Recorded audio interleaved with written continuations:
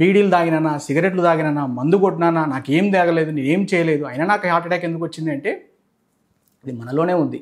First genetics అనేటువంటిది unavoidable. Food అనేటువంటిది you have to change your food habits.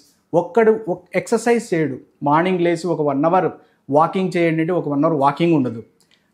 కొంతమంది నా దగ్గరకు వచ్చే పేషెంట్లు ఆటో వాళ్ళకి, లారీ డ్రైవర్లకి, వాళ్ళకి ఆపరేషన్లు చాలా చేసి ఉంటాను. వాళ్ళు అంటారు, ఏమయ్యా మీరు ఎట్లా ఉంటారు అంటే, పొద్దున లేస్తాడు, స్నానం చేస్తాడు, ఏదో డైరెక్ట్గా ఆటో ఎక్కినామా, తన పని చేసుకున్నామా, రాత్రికి వచ్చినామా, ఆటో దిగినామా, తిన్నామా, పడుకున్నామా.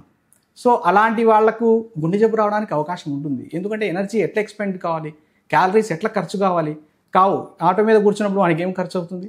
సో ఒబిసిటీ వస్తుంది. చైల్డ్హుడ్ ఒబిసిటీ చాలా ప్రాబ్లం అవుతుంది. చిన్న పిల్లలే ఇంత లావు అయిపోతున్నారు ఈ మధ్యకాలంలో. సో మనము స్మోకింగ్ వల్లనో, ఆల్కహాల్ వల్లనో, పొగాకు నమలడం వల్లనో, నష్టం పీల్చడం వల్లనో గుండె జబ్బు వస్తుంది అనేటువంటిది ఎంత ఇంపార్టెంటో. Sedentary life is new smoking అంటారు. సెడెంటరీ లైఫ్ అనేటువంటిది స్మోకింగ్ కన్నా డేంజరస్ డిసీజ్.